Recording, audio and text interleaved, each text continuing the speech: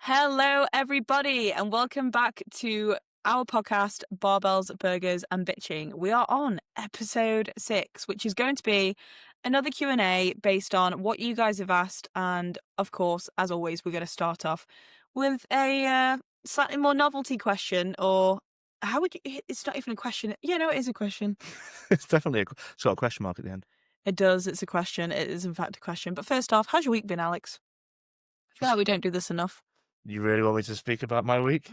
Yeah, talk about how it's been. Actually, yeah, do talk about how it's been. I was thinking that what's happened in your week, but yeah, talk about your week. My week's been rather shit. Why?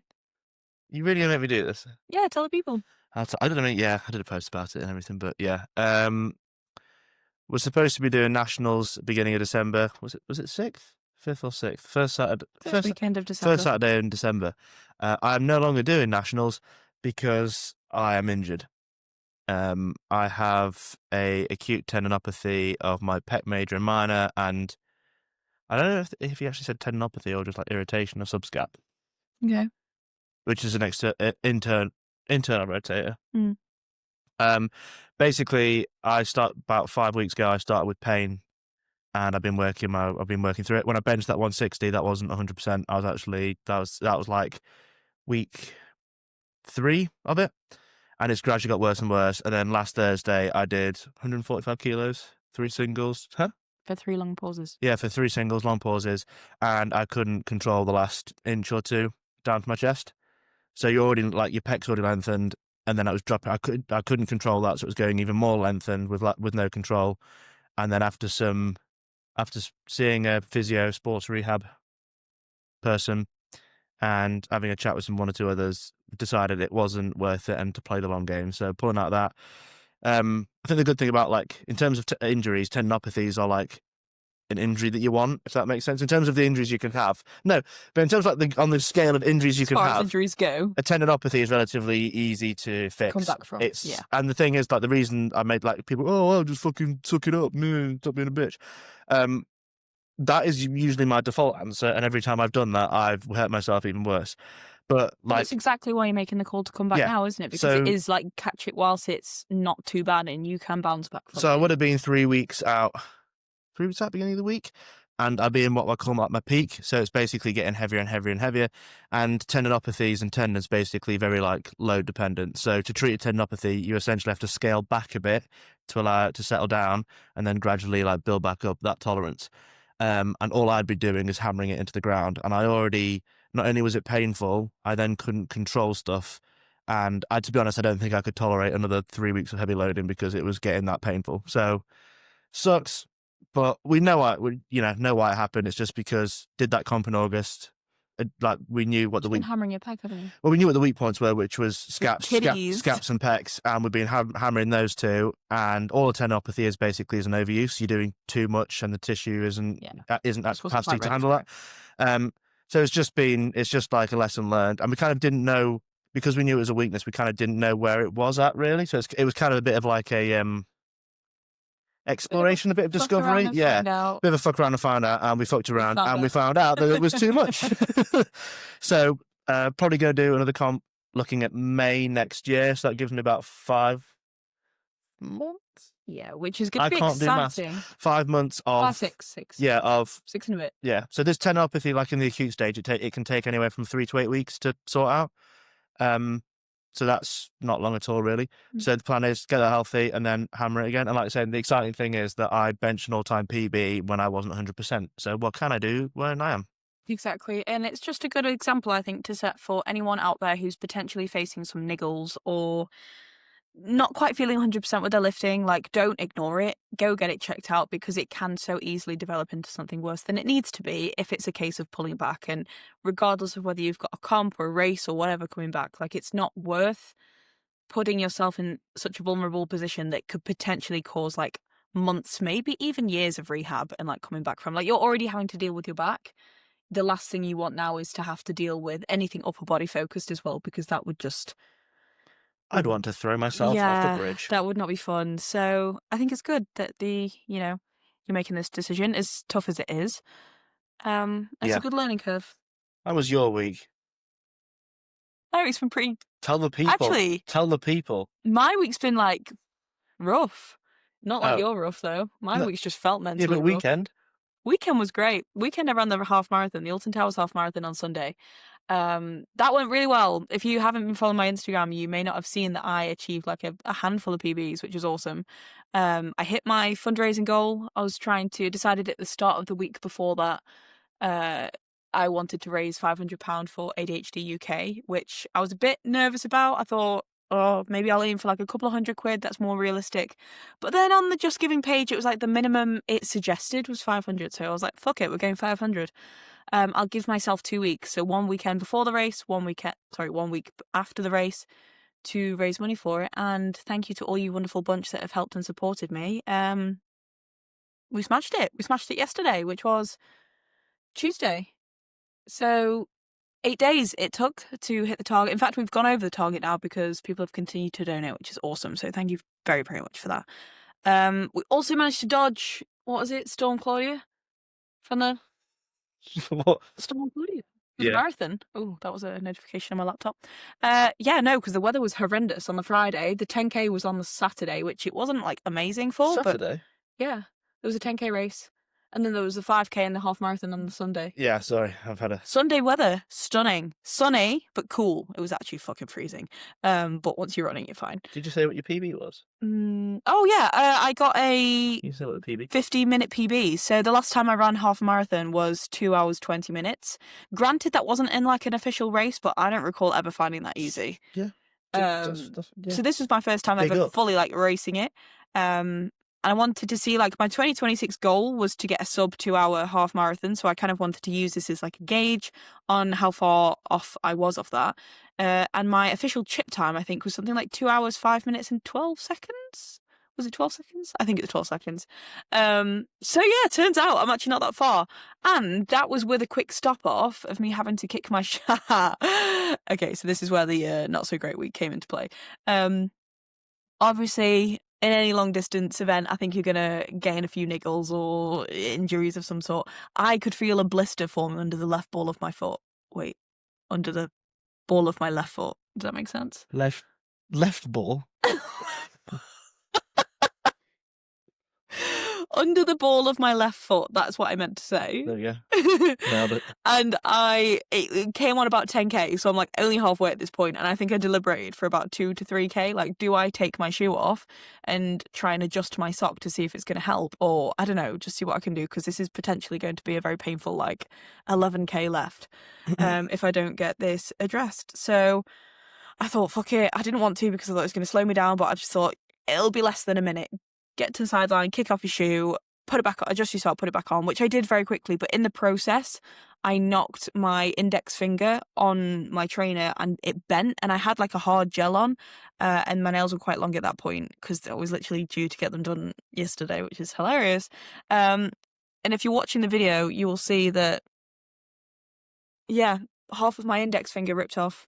Well, the nail ripped off. So you say the nail, not half your finger. Sorry, the nail. Took my trainer off and half my finger came off with it. Yeah, sorry, I ripped half the nail off, which at the time I didn't know I'd done. I just obviously felt it bent, but then I just whipped the trainer on and carried on running. And then I felt it stinging. I thought, oh, why is it stinging? And then I look at it and it's got blood all coming down it. And I thought, oh, great. But bright side, this stinging sensation was taking away from the pain of my left foot. So balanced out. So the takeaway from that is if you've got something hurting, injure something else, and then that takes away from the thing that's already injured. Exactly. Work smarter, not harder. Exactly. So it really paid off in the end. And you know what? I did have a blister, but it didn't burst. So that was a win. Made it over the finish line in good timing, faster than I thought it was going to be. So yeah, I really can't complain overall, to be fair. It was a great time. However, I don't know if this is TMI, but I was also on my period that day. And I have just felt like I've been hit by a fucking bus over the rest of this week. I napped for 3 hours unintentionally yesterday. That was not fun, but I literally couldn't feel like I went to a hospital appointment and then went to go get my nails fixed. I did like the tiniest bit of work and I just physically I couldn't stay awake. I just knocked out for 3 hours. Yeah, clearly needed it. But I felt like that over the last like 3 days. Today is the first day I felt more normal. And I don't think that was due to the half marathon because I've done that distance before, and even though I was maxing out, I don't know, maybe it was a combination of the two. Either way, I've not very felt very human, but not as bad as your situation. So, Yeah. actually, when did you find that out? You got the result on Saturday, didn't you? The tendinopathy diagnosis, if you will. Saturday morning, yeah. Yeah, so it's been a very conflicting weekend for us both. One's been thriving, one's been not so much. Yeah. Yeah. Yeah, we move. But alas, goes on. I've started my Christmas shopping. Have you? Nope. You won't tell me what you want. You should know me by now. Fuck off. Like, I've told you what I want. nice. I've just said gym stuff. It's always useful. Gym stuff. Hear that, people? Gym stuff. Gym clothing. Okay, we're getting warmer. Okay, we're getting more specific now. I wear it every day. Like, you can't go wrong. Socks. I said Yeah, socks. but you just want gym stuff? Whatever. Surprise me. Get creative. Surprise I've got me, creative with you.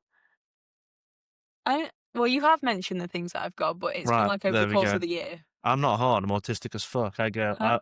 I'm not hard to buy for.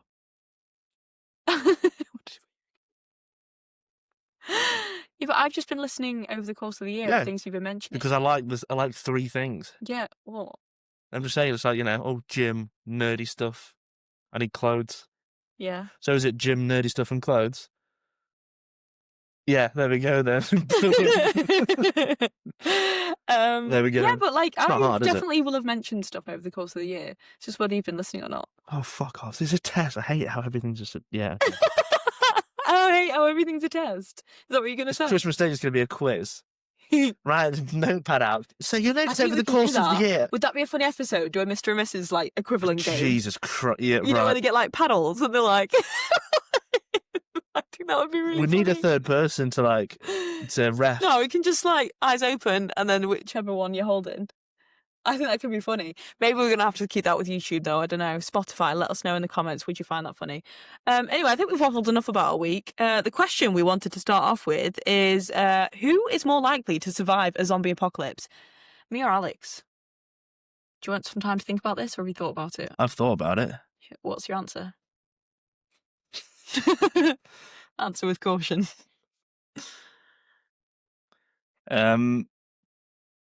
You better have a reason to back up whatever your answer is.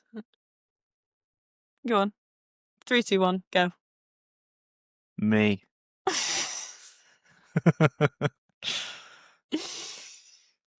Explain yourself. I have guns. Right. Yeah. I think you're going to need a bit more than a weapon to survive a zombie apocalypse. I know some of the leisure centre. I know some of those lot. You go in there. You've got those electric doors. You can slide. You can lock them. You've got a big thing. You've got the garden out the back, so you could grow. You could grow stuff, food, and that's all secure. That's all fenced off. I don't think your garden fence is quite sufficient against not the mine. zombie apocalypse. At the leisure centre. You see how high the fences are around the side of it? No, yeah, but a zombie apocalypse, you think your contacts at the leisure centre are going to hold? I've got a gun. What do you Those think? people could fucking die. I've got a gun. Yeah, so many people. So I go in and go, I want the keys, please. Yeah, but what if they come back with another gun and be like, fuck off? I will shoot them. What if they shoot you first? They won't.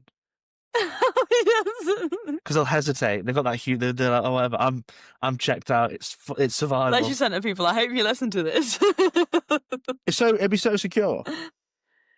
So your reasoning for being able to survive a zombie apocalypse more than me is because you have contacts at the leisure centre? No, because that's where I'd hold up. I would go in there. I'd clear that out. What if it exploded? What if someone threw a bomb at it? What do you mean? What threw a bomb? Yeah. Well, so that shit happens in What do zombie you mean? apocalypse. What do you mean threw a bomb? What if the army got involved to try and wipe out the zombies, and in doing so, they decimated? Yeah, they go. Yeah, Utoxeter is the priority. We need to bomb the small town of Utoxeter. They're going to be going for cities. Yeah, but you don't know that. Yeah, I do know that. They do. Okay. You zombie apocalypse. You can't just stay where you are forever. You've got to keep moving. Flip that. Then terrorist attack. Yeah, okay. Whenever they've been like Utoxeter is high on the high on the list of terrorism. That's not the point. I'm just saying hypothetically, what would you do if you didn't have the leisure centre? Me and my gun would travel there. Me and my gun. You're not even saying me and my gun in my family, so you wouldn't even save your family. The question was just out of me and you. Yeah. Well, I would get my whole family together. Yeah. You know what? Actually, the real answer to this, he could have said, is you and me, Hannah, because I will save you. Oh, seriously. Oh, it's bullshit test. That's not what the question was. It could have been whatever you wanted. You interpreted it like Would that. you have said that? No, I was going to say me. Yeah, exactly. So fuck you. You weren't gonna. I'd say me because I'd be okay to eat whatever we needed to eat in rations. I was fucking waiting for this. I was waiting for the food thing. I was like, yeah, but you wouldn't do that because you wouldn't. Yeah, if it wasn't like specifically what you like to stick to eating. Yeah, but also that's never led me. Would hold up. Never led me astray. Yeah, and also if you get ill from food, think of the dehydration. You get ill from food. Right, me eating a variety of food. No.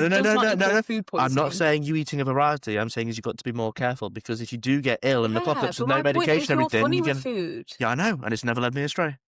Yes, but you don't have the choice to be funny with food in an apocalypse. You're very limited. Well, in my garden, I can grow what I want. So you don't like vegetables. I do. You like peas, carrots, broccoli. Yeah, now you're admitting to liking broccoli. Yeah.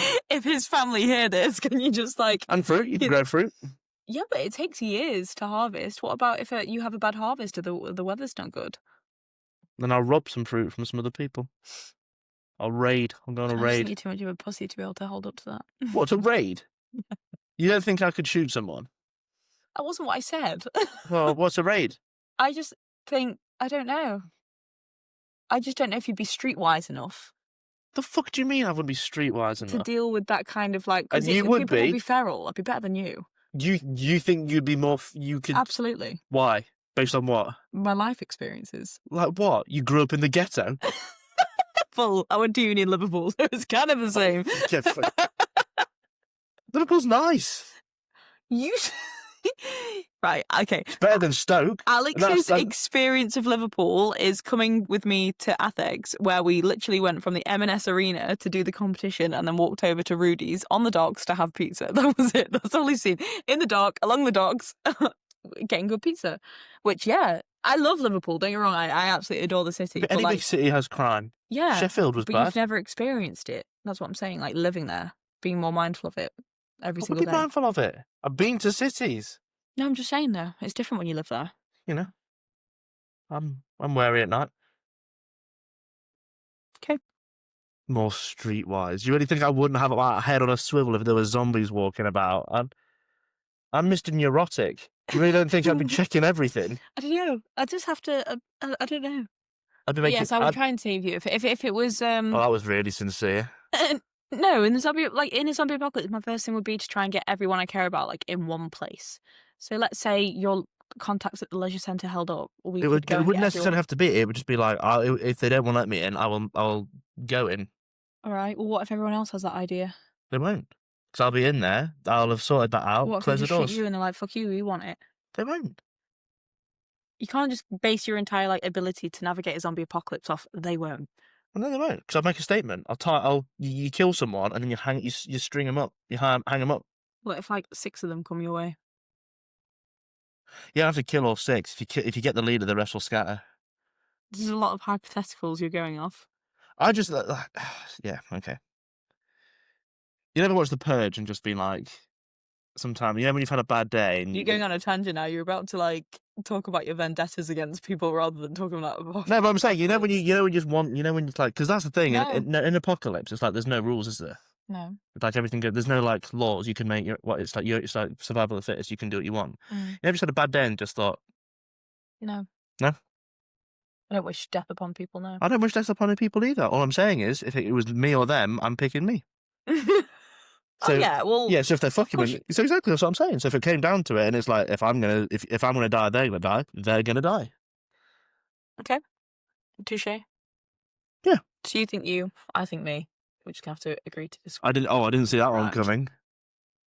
Did you think I would say you? No, I knew you were gonna pick you. I was always gonna pick me. It was always gonna be that. Do you not think I would survive in a zombie apocalypse? Yeah, I think you would, but I've got to back myself. It wouldn't be very good if I went, someone else. All right, touche. Fair enough. Got to back yourself, don't you, in this shit? You absolutely do. I respect it. But, you grew up in the ghetto, so you're more streetwise. So you'd clearly do better than me because you've got all your, you got. Anyway, we're 20 minutes in now. The zombies would We see haven't you and actually- go. The zombies would see you and go, "Oh, she's got too much street cred. We can't fuck with that." No, shut up. Yeah, like, we've been waffling enough now. Let's crack on with the actual useful Q&A. So we've got a few ones on the list for today, guys. We're going to be covering how to construct your warm-ups, to solidify what foods you should be eating pre and post workout. We have touched on this before, but we're going to That one was cover it more again. like, I think that was good food to have for pre, and then I think they wanted to know more about like post for post-workout eating recovery. window. So like for Yeah. recovery stuff. Yeah. So like what's good to have. I mean, I'm taking that as immediately after, Yeah, like your okay. post workout meal. That's cool. We're going to be talking about overtraining versus junk volume, and then we're also going to be talking about different variety of carbohydrates, brown versus white, refined versus unrefined, and which is better, and whether you've been mugged off or what. Nothing. Carry on. You're about to make a... No. Carry on. Anyway, we'll ignore Alex's childish humour, and we will crack on straight with question number 1. What makes a good warm-up? Alex, over to you. Wow. Happy to answer. You give your opinion, I'll give mine, I'll tell you you're wrong. Joking! Why is this to be more slagging me off? No, go for it. No, so I think like, so what makes a good warm-up, if we're talking like very general without anything specific, is just like a good warm-up's just going to make sure that you're ready for the task of the main session. So obviously what your warm-up will involve will depend on what your session is, whether it's a run, a weight session, a swim, all that kind of stuff. And also factoring in, do you have anything that, because a lot of your warm-ups, you could also involve some like the prehab stuff, so addressing stuff that you know is an issue. So if you've got shitty hips and you're doing like a squat session, a lot of your warm-ups could be about getting your hips warm and mobile. If you've got, you know, issues with pec, trying to get more range of motion at your shoulder, some of your warm-up, as well as doing the general stuff, could be aimed at like trying to make sure there's blood in your pec and making sure your shoulders are warmed up. So like a good warm-up as a whole is going to be making sure your body is ready for the demands of the session. But if we go more specific, it goes more individual into what does that individual need to make sure they're ready for the demands of the session. And what that will look like is going to be a billion different combinations depending on the person, what their injury history is, what their training age is, and also what more importantly, what the main task is, whether it's a run, weights, jumping, sprinting, swimming, croquet, Quidditch. I was going to say, we go. Whatever it is. It's giving hobby horsing all over again. Do you like that answer? Fly fishing. Yeah. Okay, cool. No, I think you answered that well. Thank you. I could see the doubt coming over your head. I had no doubt. I was kidding. I was winding This you is up. the first time Alex has been on a bike. I was waiting for that. I was waiting for the bike thing. No. Wait, what? The bike. The bike?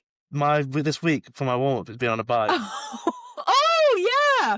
I was waiting for this is the first time you've done this. So, Alex has had his new training block this week, and obviously it's been very rehab-oriented. Oriented? That's not a word. Orientated. Are you American? Oriented? I was going to say, that sounded really American. Orientated. Orientated. Is that right? That sounds wrong. Orientated. I'm saying it too many times now that it sounds weird. That's a word, isn't we know what you mean. And anyway, he got on a cardio machine for the first time ever. Not the first time ever. I swam competitively for years. Since I've known him. Yeah. Which is... You're body shaming. Sorry, we're coming up to nearly a year of knowing each other now. Yep. Didn't even know. He didn't even know. Yeah, I did. January. Fuck off. No. When did we start seeing each other then? Oh, you're saying from no. like when we first... Right, okay. Well, okay, yeah. Anyway, I digress. Yeah. In that entire time of knowing him, never seen him get on a cardio machine ever. And yeah, he loved every 5 minutes of it that he had to do before his workouts this week, so that was fun. I focused on nasal breathing. It's great. Cardio is such a valid tool for any athlete. Strength, endurance... Fly fishing. I was going to think of something stupid. It comes to your brain. Actually. Would you add anything to my wonderful, just damn right dictionary perfect definition of a good warm-up? I think I would just reiterate what you said. Like, you want to get the blood flow going, heart rate up. You combined the two there. That was good. I did. Blood rate, flow, heart ticking, flow pumping. Get everything moving, get everything warm, especially during winter, guys. Don't be slacking on that during winter. Make sure you're allocating. Fucking hell, I can't speak today. Make sure you're allocating. I do more time for your warm-ups because it's so essential, and obviously it's going to take longer to kick in. Yeah.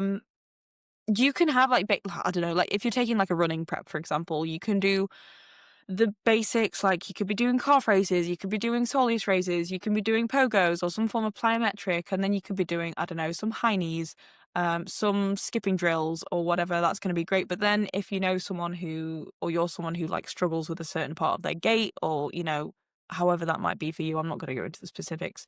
That's when you might want to specifically select some certain exercises for you. Same with strength training. Like, I am a perfect example of someone who's not got great hips, or I have better hips now, but I didn't used to. So there's a lot of hip mobility work in my prep stuff. But that might not always be necessary. I'm not going to say for Alex because you do a lot of hip stuff, don't you, as well?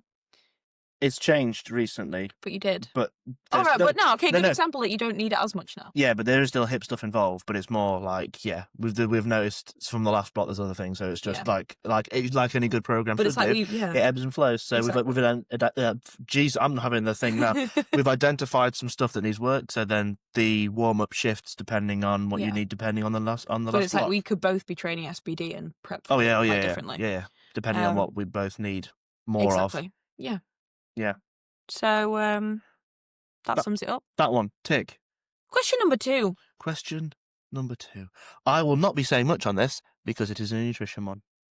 I think you need to get out of this hole, and people can comment in the comments section below if they think you need to delve more into the It doesn't, nutrition. but it's not that I don't need to tell. It just doesn't really get my fire going. It doesn't have to. You can still have an opinion on it. Okay, my answer for all of this before it's even done is just Greek yogurt. He's got this addiction to Greek yogurt at the moment. I love a grogurt bowl. But no, the question number 2 is what good foods should I be having for pre-workout and post-workout? So keep it nice, short and sweet. Pre-workout, you want to be focusing on your carbohydrates. You want fats to be low, you want fiber to be low, you want carbohydrates to be relatively high, and you want protein to be moderate. So nothing crazy. Obviously, that's going to change a little bit depending on what type of workout you're doing, how long it's going to be. So, for example, what you might need for like a yoga session might be different to what you need for a full SBD session. Also, might be different to what you need for a long run, for example. Having a substantial meal with a little bit of fats, moderate protein, and some slow digesting carbs, maybe like 2 to 3 hours before you work out, is going to be ideal. That could look like something like chicken, rice, maybe a little bit of veg. Don't go crazy because you don't want too much fiber. It could look like a bowl of protein oats, for example. It could be a grogurt bowl with the grogurt bowl, by the way, is Greek yogurt, just in case that wasn't obvious. A grogurt bowl with granola. Grogurt. Maybe Hashtag. some fruit or banana, honey. That's also great. You need to get again. Hashtag grogurt. Hashtag grogurt. Hashtag grogurt bowl. How are you spelling that?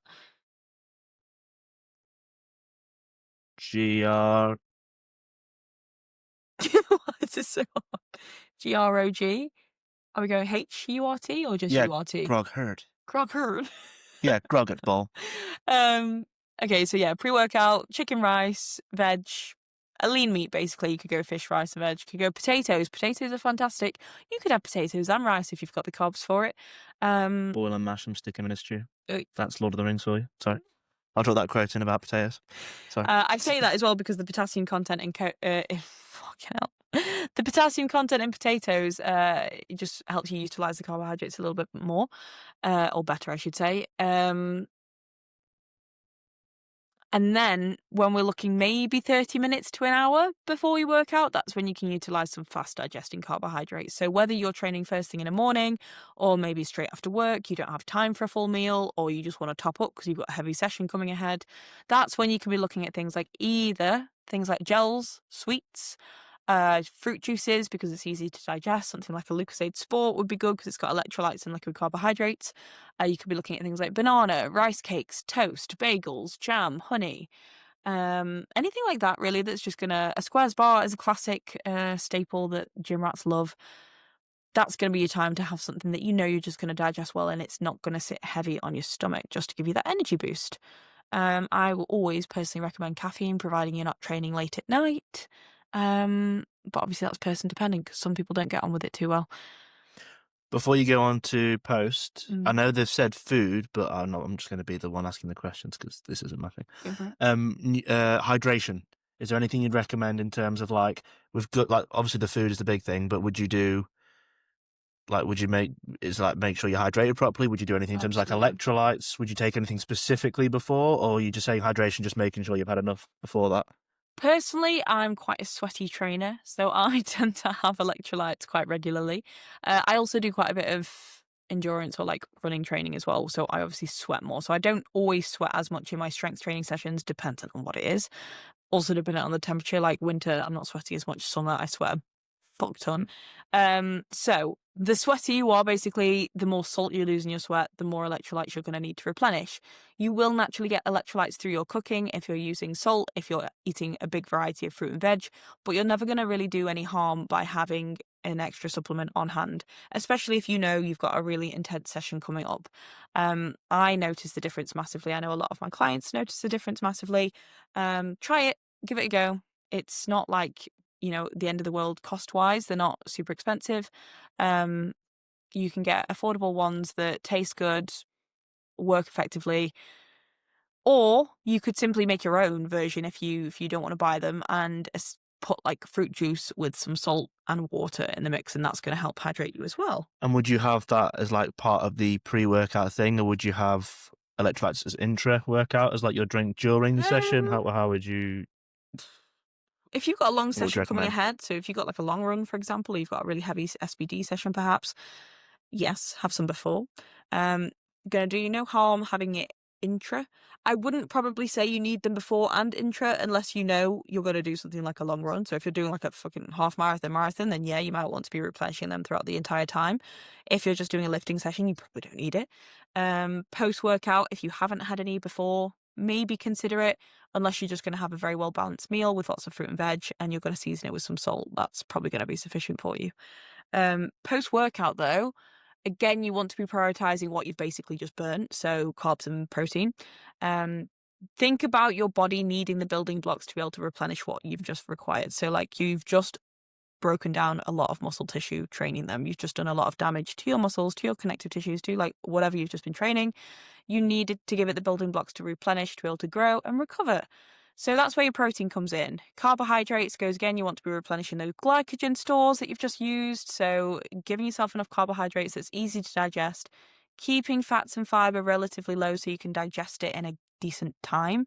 Obviously, those two things slow down digestion. So you want to make sure you're getting that stuff into your body as quickly as possible. There is like this window, like a 30-minute sort of post-workout eating window. Now there's research to suggest it's not as like god tier as people suggest.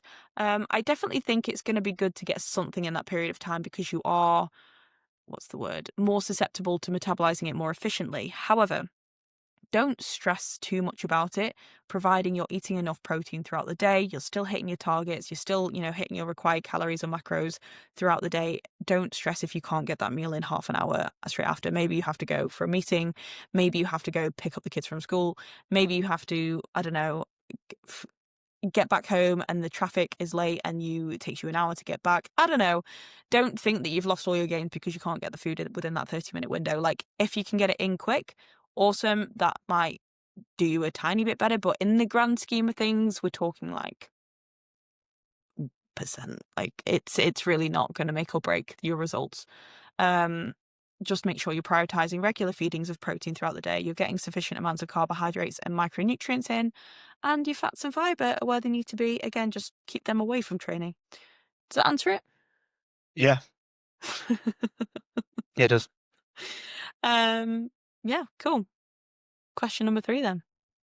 Yeah. How do we know if we're overtraining? Who's taking the lead on this one? You can go for it. Was there junk volume as well, or do you want to just keep it Yeah, straight I to think we were training? talking about this as well. Junk volume. Yeah. hmm Um. So, what was the question? So how do you know if you're How do you know if you're overtraining, overtraining? and how do you know if you're doing junk? Should we? Is it the same question for both? Um.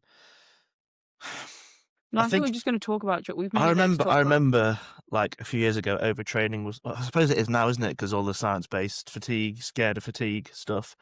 So I think first thing preface is like for the majority of people, you probably aren't going to overtrain. It's hard to overtrain. It's hard to do enough work that you're actually completely fucking yourself and you're getting backwards. Um, And I think like the other thing is like you'll see on TikTok, Instagram at the minute, you know, all these skinny runts being like, fatigue, man, it's the worst thing, man, demonized. It's like, Skinny fronts. well, they are, aren't they? They're little pencil neck fucks that haven't trained harder than life, and they're being like, man, do this. And Mm. there's all these other people that are experiencing like, no, shush, child. Anyway, it's one of those things where what people forget is like fatigue and actually training hard is what causes a response. If you don't train hard enough in the first place, you're not going to elicit the response. Like your body is a very smart organism, and muscle growth, like we aren't designed to be over muscular because it's not efficient. Like in the grand scheme of things, it's like, you know more about the nutrition side. It's not efficient for us because it's more energy demanding, isn't it? So to actually get actually start the process of building muscle and causing that stress, you have to be doing a decent amount of it, right? Yeah, I feel like it's a note people Yeah. don't talk So about. like, Like your you body actually won't want to yeah, pile on muscle. it's not what unless it's really not the has smart thing, because if you think way back when we were, you know, unga bungas and we were running around doing stuff, it's like it was basically survival. You have to eat enough just to live. Obviously, it's changed now because we have Uber Eats, so we don't have to go around hunting the mammoth. We live in abundance. We can bring the mammoth to us now, so we're spoiled. But it's one of those things, and it would be a tangent, but it pisses me off. But people don't realize, like, you actually have to train hard to elicit that response. Fatigue is part of that thing. There is going to be some part after a session where you go, oh, fuck, that was hard. Like, that's how you put muscle on, right? I think a lot of people get that confused with having a hard session and being like, oh, fuck, I'm a bit sore, and overtraining. Overtraining isn't that. Like, overtraining is when we're talking to the point where, like, you're starting, like, day to day, you're starting to notice, like, detriments, like your sleep's affected. The biggest one is you stop making progress and you actually start regressing. So there's like, to get to that point where you start having these things day to day, like you're more susceptible to getting hurt. It can change stuff with your mood. It can change stuff with your appetite. You basically start regressing. I've trained hard and I've felt battered to shit from session to session, just from working hard. I've still been able to progress. Don't get the two confused. Like, I think people vastly overestimate or underestimate how much work there needs to go into actually underestimate how much. Yeah. Yeah. Right. Whichever one it is, I'm getting confused about how much work you actually have to put in. So like, those are some of the things. It's like the biggest thing to indicate if you're overtraining is you will start going backwards. It's going to basically be your training won't be sustainable. You will just feel like shit 24/7. You won't want to. Yeah, bad red line in it. But again, proper programming and actually having something tailored to you is going to avoid that, because everyone is slightly different. So how much volume I can tolerate and whatever is going to be very different to what Hannah does. And what you typically tend to find with people is the bigger and stronger you get, the less overall like volume that you need, because relative loads you're lifting is way heavier. So even though like I'm benching and I'm lifting 90% and Hannah's benching and she's lifting 90%, her 90% and my 90% are very different. So as you get stronger, you don't need to be doing as that much at that top end stuff because it's fucking more fatiguing. Yeah. So like, there's all these things to factor in. It's the same thing. Like, you take some of the strongest powerlifters, like, and you go, oh, they're only doing like one set of squats. It's like, yeah, they're doing a top set of squats because their top set of squats is 400 kilos. Like, you do a bit more because you're not lifting 400 kilos. So that's when it becomes relative. And you see the top guys, they don't need to, and girls, don't need to be doing as much because they're relatively stronger at that elite level. Yeah. So the whole thing of then recovery becomes way more important. And generally with training, and like when we talk about junk volume overtraining as well, this is like a very general thing in terms of training, is you want to be doing the least amount of work possible to get the response that you want. Mm-hmm. So you've got more time to focus on recovery. Which I suppose on the thing of it sounds counterproductive, but like, you don't want to be doing excess stuff that isn't necessary, and that ties into the junk volume side. So understanding like the difference between overtraining versus actually just filling your program with junk volume. So the junk volume comes down to, I think, a lot of people, me included, it took a while for me to get out of this mindset, is the whole thing of like, more is better. More isn't better. Better is better. And what I mean by that is, if you've done, we'll just use strength training, for example, you've done all your strength work and you're doing your accessories, so you're trying to build a bit of muscle, right? And I found this personally has worked better for me and my clients as well.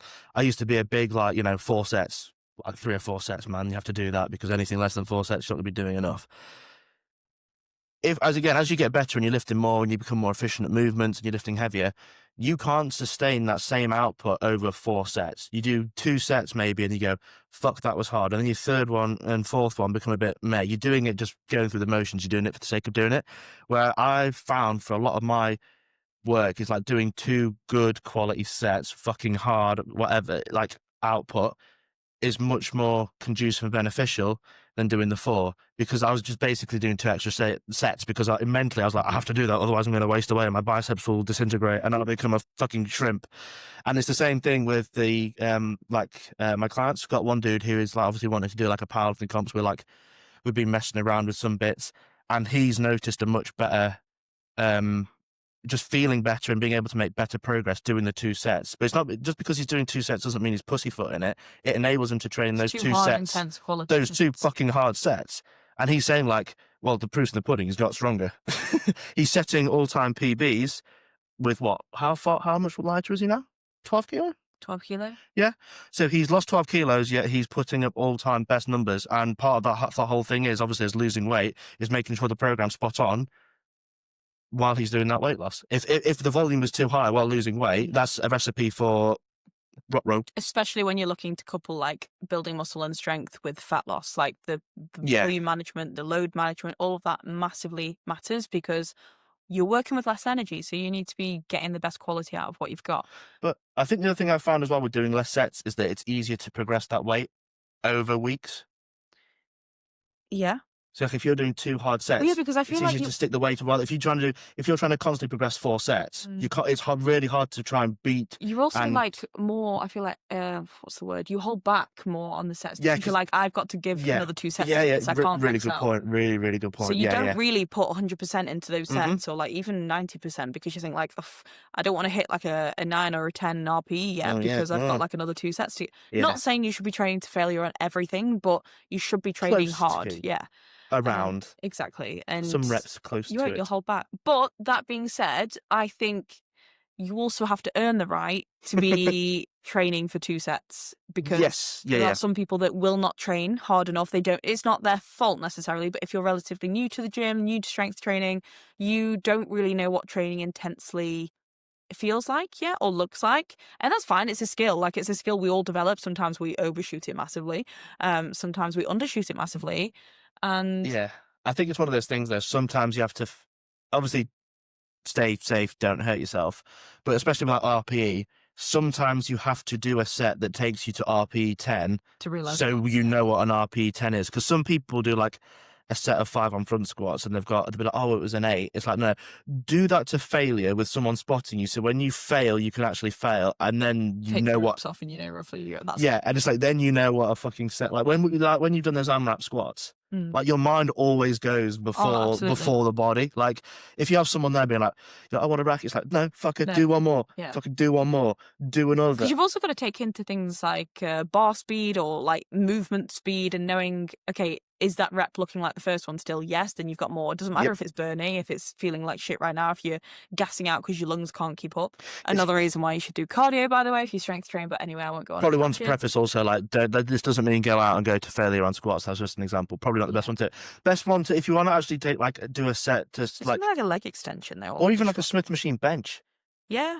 Something like where you're in a machine. Because And you that's can, and you physically go until you cannot actually get one other rep and then see how that feels. And then you take that and you go, right, okay, this is what an RP 10 or. That's one of the things why I don't necessarily like RPEs all the time. Why? Because it's so subjective. Because people's perceptions of what hard work is very different. Yeah, but that's when I wouldn't give my beginner clients an RPE. No, you just say do the thing. You prescribe the stuff for them. But I'll give them a load. I'll give them a rep range, and I'll give them like. Yeah. Like for the stronger guys, it's good to know their feedback when they go like, this set felt like a this out of this, because you go, okay, cool. Like, I know they work hard. So when he says it's like a 9 and then he killed him, I go, oh shit, that was a 9, nearly killed him. Whereas when a beginner goes, how'd that feel? Oh, that was a 9. It's like, dude, you were talking to me the whole set. It wasn't a 9. Like if it's a 9 or a 10, your eyes are coming out of your face and you're about to throw up out your nose. That wasn't a 9 or a 10. I think as well, the last thing I want to add to that is also like understanding, like if you feel like you're overtraining, you have to also be honest with yourself and ask what your lifestyle factors are looking like. Because if you are following what you think is a good plan and you're feeling absolutely shafted, your progress is like plateauing. Sorry. You're No, like, just call me off guard. Sorry. you're like, I can't function day to day life. Be honest with yourself. Is Yeah. your nutrition complementing that program? Are you getting, 7 to 9 hours of sleep a night? Are you drinking sufficient amount of water for your body weight every single day? Like, are you taking time to rest, recover? Like, are you factoring in like Stress management. genuine rest days? Like, yeah, are you managing your stress well? Is work doing you over? Like, is family life stressful? Because that's the other thing. Sorry to hijack your thing, but like, because I spoke to someone about this the other day, so it's fresh. But it's like training. Like when people say like training is a stress, your body doesn't differentiate between lifting weights and having a shit day at work. So like you've got to think there's all these different things that could be filling your sink, filling your cup up.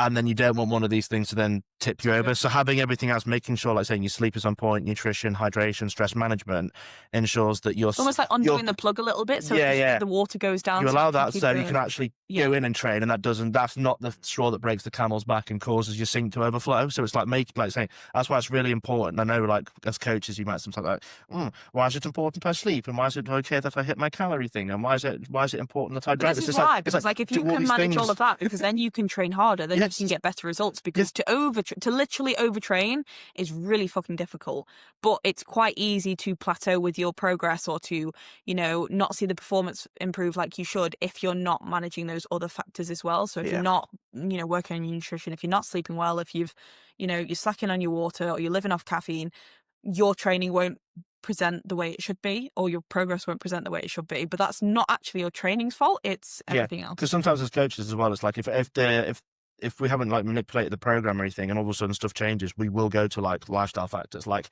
okay, cool. Like, what is there something going on in your life? Like, are you going through a bit of stress? Have you been sleeping right? Are you eating? Are you drinking? Because like you've just said, it's not necessarily going to be if the program's laid out and it's tailored to you, and then all of a sudden stuff goes. It's probably going to be something outside of the training, outside of the gym that's causing that stuff. Like, how many people have had like you've had a life event happen or a shit day at work, and you come into the gym and you notice that, oh shit, I feel a bit whatever. That's what we're talking about. That's your sink has just been filled a bit more than it would be, which meant that you haven't got that thing to then train on top of that. It's like, that's why when we've spoken about auto-regulation before on those things, it's just taking into account that sometimes life happens. Yeah. But that doesn't necessarily always mean you're overtraining. Yeah. That's just saying, like, look, be honest with yourself and look at it. It's like, was this on point? Was this on point? Have you had something happen that means that, okay, I've only been sleeping for 3 hours because some life's happened? And yeah, like saying, be honest with yourself and say, ultimately, is there stuff that you could be doing better? The answer is probably yes. Yeah, there's always stuff. No one gets it. Everyone at some even we don't. Yeah. There's going to be periods of time where we, like, for whatever reason, we don't sleep.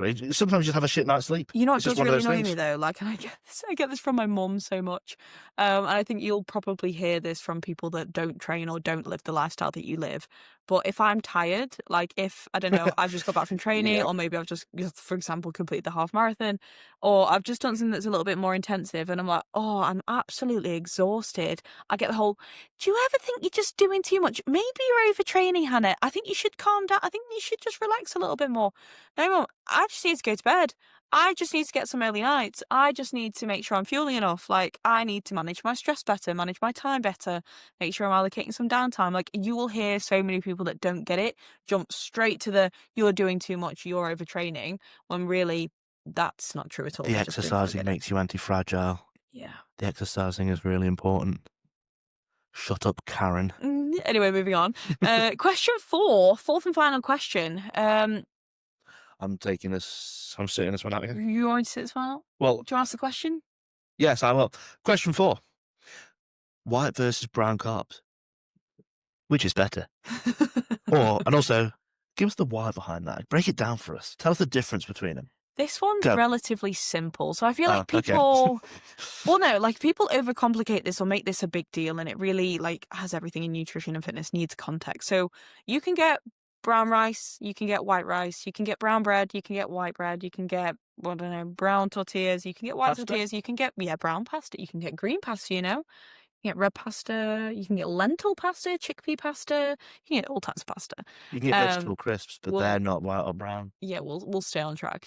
You can get pasta that's brown or white. What have I talked about? Potatoes, they're consistent. Refined carbohydrates, it's pretty much it, is it? White and brown sugar. Right. Yeah, white and brown sugar. That's what we Oh, said. yeah. That's one. Oh, Yeah. okay, there you go. It's purely down to the processing and how they've been made. So, like, white carbohydrates are just slightly more refined, so they've been a little bit more processed. Um, in that process, they have had more of the nutrition stripped out. They typically have slightly less fiber, um, but it doesn't mean they're bad for you by any standard.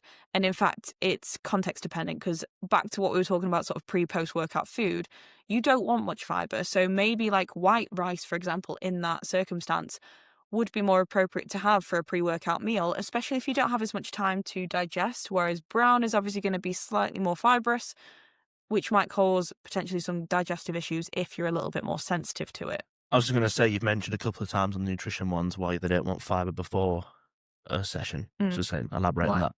Just so people know, because you've just said you mentioned Said it. It's just another thing we can answer. Another Yeah, question we no, can answer. you don't want too much fiber because basically you could either vomit or shit yourself if Okay, you there you go. get that.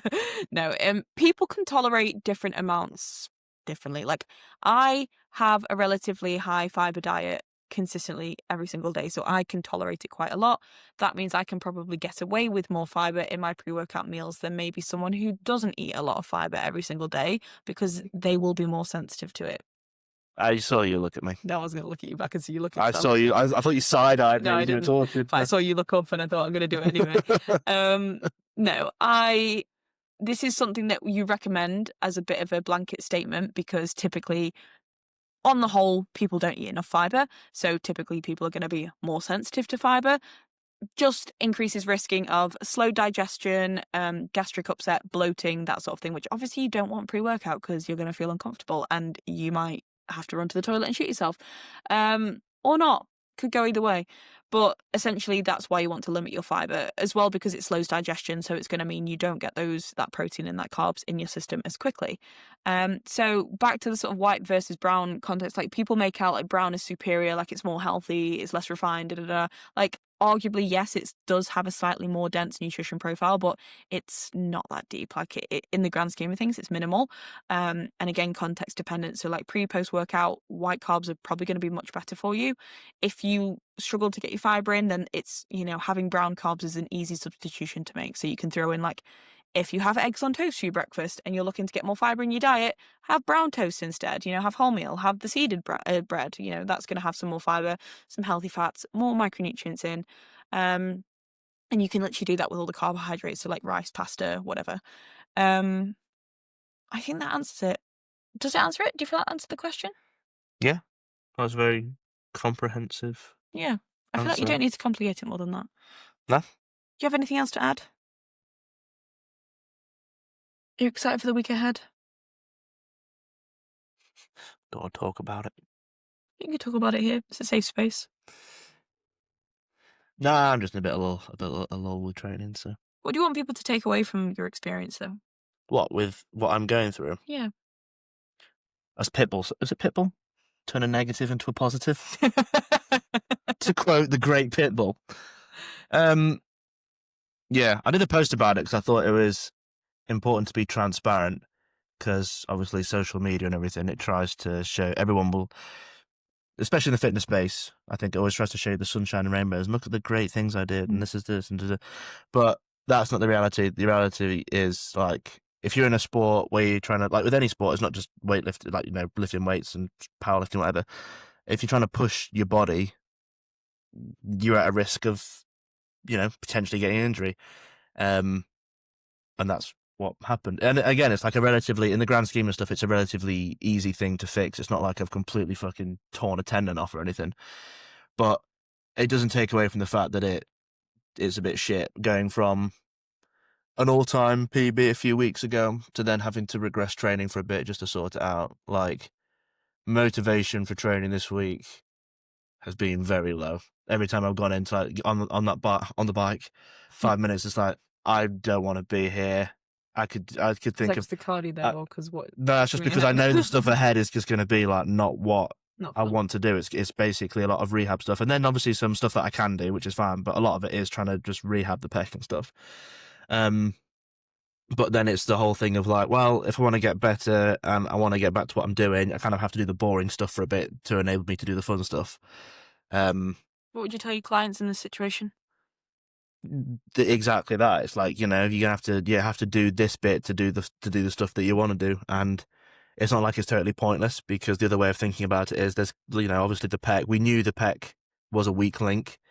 Like from the comp, we identified that as a weak point, scaps and pec. So that's what a lot of the work has been on, and it's just highlights the weakness. So we now know that, right, okay, we need to double down on that and be a bit smarter with how we do it. So if anything, we're doing the work to fix that so I can come back better. And I think that's another thing as well that people don't realize, especially in strength training, and like a mentality that I have is that people will say, oh, I want to do anything I can to try and reach my goals and get stronger. This is like specifically with strength training, but sometimes you have to pull back a bit. And it's like, well, you say you want to do anything you want to do, but you're not willing to like take a few weeks to like regress a bit, to work on your weak points. You can actually take those 2 steps forward rather than being stuck in a lull. And I'm having to like practice what I preach, obviously, by doing this. But yeah, it's just, I was looking forward to competing in nationals again and competing again, and it's just, just a bit shit. But you just have to. Your time will come. I'm a big believer in the universe will do what the universe needs to do. And as annoying and sometimes, I was going to call it woke. It's not woke. Wishy-washy, like the Maybe. whole... sometimes you don't want to hear that kind of approach, but I do think it brings comfort in knowing that it's gonna pay off. It's gonna be for a reason. And I think it is important as well. Like, the other reason I wanted to like say this as well, especially obviously because social media portrays stuff, but also as like coaches. I think it's like you can't especially think that you're like immune to this. Doesn't happen. This doesn't happen to coaches. Like, people that actually tell people, like we coach, like we never have low lulls. We never are whatever. It's like, because in those situations, it's do as I say. Oh yeah, just do this. And sometimes they go, oh yeah, you've never had to do this. It's like, I'm doing it right now. Trust me, guys. We've been like there. Listen to us. I have been there. We don't want you to be there. I have been there a few times, and like I know what it's like to. Also, I feel like this is the reality of like pushing your limits, and I think people don't quite always give it the credit or the respect that it's worth. Like, whether it be powerlifting, whether it be running, like training for a marathon, an ultra marathon, or like, I don't know, maybe your first high rocks or something like that. Like, you are pushing your limits. You're going to be more prone to things like injury, and unfortunately, you can do everything you can to try and prevent it. You can rest well, you can warm up well, you can load manage as best as you think is appropriate for you at the time. But when you are pushing those limits, which you inevitably are doing, like you're right into your peak, this is where shit gets really heavy. Sometimes things happen. Yep. And it's not about how you get injured, it's more like how you're going to bounce back and how quick can you bounce back from it, which is what you're doing really well with now. Allow yourself to feel shit for a second, dust yourself off, and then be like, cool, we're putting in the work now, so that in a couple of weeks' time, when everything's sorted, I can actually start pushing like heavy and going back to the 100% again. Yeah, it's just part of it. Being there before, know what it's like. We got this though. Yada yada. It's gonna be fine. Yeah. Yeah, I think that's it. Wrapping it up there. Yeah, I was gonna make a bad rapping joke, but go on, crack on out. I was just gonna be like, yo, yeah. But it's just, don't give up your day job, sweetie. I already quoted Pitbull. MC Alex on the mic. Yo. But yeah, that'll be all for now. Catch us next week. Well, I was gonna say, if there's anything, any questions you have, yeah, if there's anything that English, please. If there's anything that we've spoken about that you want us to elaborate on a bit more, whether it's like some of the nutrition questions we've answered and addressed, or the training ones, let us know, because we can leave, like, slide into our DMs. Because if it's something like, in the comments, even if it's something like the overtraining thing, if you want to hear because we can talk about that stuff for a while. If there's anything like one of these 4 questions that you want us to do like a whole episode on, like really expand on stuff, let us know, because we can do that. Let us know. Or if there's any questions you've got from the questions we've answered that have made you think about it. Help you. Yeah, man. Again, supposed to be helping you guys out. We want to give back. Also, don't forget to, wherever you're watching this, whether it be YouTube, Spotify, clips on Instagram, please engage, like, subscribe, comment, share, follow, subscribe. Get your dog to watch it. Get your cat to watch it. Show it to your mute and just keep repeating. Show it to your hamsters. Show it to your hamsters' children. We really appreciate your support. So thank you so much again, guys, and we'll catch you next week for another episode. Peace. Bye.